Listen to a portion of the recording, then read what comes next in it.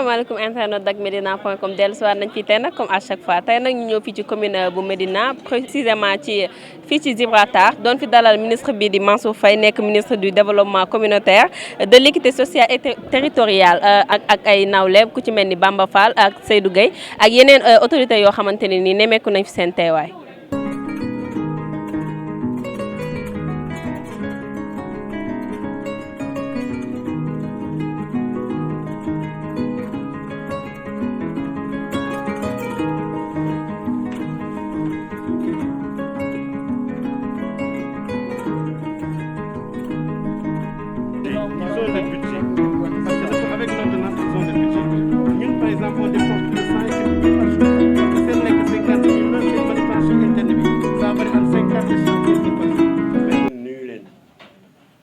may gërëm tamit responsable politique yi nekk biir Médina. République moo jiitu lépp moo tax yaakaar naa ne bu mu leen nax ci sama yenn discours yi ndax man bu république taxawee républicain la waxuma ci parti de ci république moom bu taxawee moom parti jeex na moom. liggéey bi moom dëkk bu mu am problème rek dañoo jubul ndaxte nit ñu ko santee moom boo ko doxee noonu gisuma problème bu ci mën a am boo ci soxlawul lenn. bëgg ci rek service de la république ni ko ministre bi waxee doo ci am problème ñun dañoo ñëw ñu nangam lañ ñuy jox 6111 moom mooy li nga xam ne moom moo jëm ci quartier yi ñu ni kon nan lañ koy doxalee ñu daal di koy def 19 quartiers après nag comme Médina yàlla daf ñu baaxee ñu am kër Sidi Aboubacar kër maam Abdou am fii kër Serigne Fallou fële kër maam Limamou fii am tamit waa église bi ñoo xam ne am daara yu bëree bëri tamit biir Médina yu jàngale alxuraan ñu ni kon tamit ñooñu pour dimbal leen sëriñ daara yi nañ bind seen tur bind imaam yi ak bilaal yi tamit ak ñi nga xam ne mënuñoo ñaan mënuñoo yelwaan ñoom ñu wuta leen du quartier mais cellule boo xam ne moo leen jël en compte ñu di ko Mama Kiné loolu moo ko def 20. vraiment jotewuñu dara man ak Cheikh Ba jotewuñu dara man ak Seydou jotewuñu dara man ak keneen jotewuñu dara ñi nga xam ne ñooy indi problème bi mooy ñi nga xam ne sonn nañu ñooy xëy wax fii gont wax fële may ñaan politiciens yi ñooñu nga xam ne dañ koo def pour xaalis di ko nekkali pour am dara téye leen seeni poche ndaxte tey li yàqu yëpp ñoo ko yàq ñoom defaruñu bu ñu xëyee ñëw ci man dama ñu leen moo tax man bu kenn ñëw ci man di ma naan Cheikh Ba wala Seydou Gueye wala keneen parce que damaa dem ba xam ni ki may wax le matin moo gond ci Cheikh Ba moo fanaanoo ci nangam moo tax WhatsApp ak photo ak enregistrement kese la ñu dëkkee ñooñu nañ ñu may jàmm réew mi jàmm la soxla réew mi xeex bi dafa doy booy xeex ba yàlla teg la nattu da ngay nangu ni jamono jooju dafa weesu nañu bàyyi jaxase bi xam ne jamono ju ne yàlla dina seet ki mu soob teg ko ci bopp benn kuréel mu jiite ko. Je manifeste vraiment un réel plaisir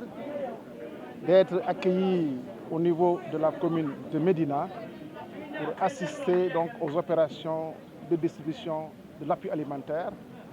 Aujourd'hui, Médina est à peu près à 13 quartiers déjà distribués sur 20 environ. Cela veut dire un taux à peu près de plus de 65%. Et c'est le lieu pour moi, en tout cas, de saluer la dynamique autour de M. le maire, qui a su fédérer l'ensemble des sensibilités pour une distribution sans contestation. Et ça, c'était un défi à relever. Cela voudrait dire que les opérations de ciblage se sont déroulées dans les règles de l'art, accompagnées par l'administration territoriale, et cela a permis aujourd'hui à ce que la commune de Médina, qui bénéficie de à peu près 9015 kits, de pouvoir procéder à ces opérations au niveau du périmètre communal sans aucune difficulté. La commune de Médina fait partie donc des communes du département de Dakar, les 19 communes du département de Dakar, et aujourd'hui à l'échelle nationale, sur les 552 communes, 479 communes ont terminé donc les opérations de distribution, soit environ 87% de taux de distribution.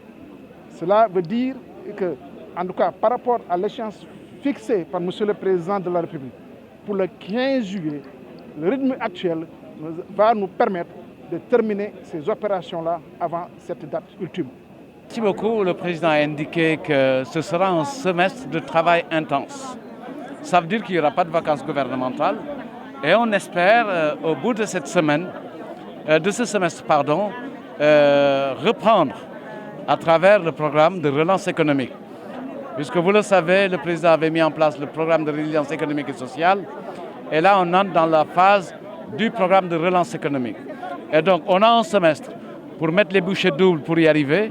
Mais si la situation se révélait, on continue à travailler. Mais le message essentiel, c'est qu'il n'y a pas de vacances. Tout le monde se met au travail pour relever le défi qui permettra de mettre l'économie du Sénégal sur les bons rails, d'autant que le président avait pris toutes les dispositions en matière de riposte et de résilience économique et sociale. Médina moo amoon gan gi ñu amoon mooy représentant président de la République le ministre Mansour Faye seet si woon homologue maire am le maire Bamba Fall ci li nga xamante ne moom la ko président jox ci ay responsabilités muy les denrées alimentaires ak lépp loo xamante ne moyen de prévention la pour mbas mu bon mi nekk ci biir Sénégal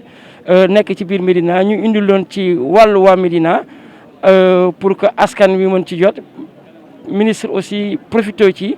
xool naka la ñu organiser liggéey boobu au niveau de la Médina avec encore une fois tous les acteurs de la Médina loolu moo doon suma tànk te mënu ma fi woon bañ a ñëw parce que bu Médina xewlee on est médinois on est républicain lépp day arrêté on va à l'essentiel et l'essentiel mooy njëriñu Médina mooy taxawaayu Médina. voilà internet dakmedina.com lii nag lañ leen indiloon tey fii ci commune bu Médina plus précisément ñu nekkoon fii ci Gibraltar dégg ngeen nag ministre bi lu mu wax ak Bamba Fall mu nekk maire bu Médina ñu leen di gërëm nag ci topp bi ngeen ñuy topp di leen wax ne bu leen fàtte dem abonné wu suñu chaîne YouTube bu di dakmedina.com bu leen fàtte aussi bés cloche de notification bi nga xamante ni moom moo leen di permettre nga am information yi fu ngeen mënti toll Dak Médina mu ngi leen di gërëm ci topp bi ngeen ñuy topp ñu ngi leen di jaajëfal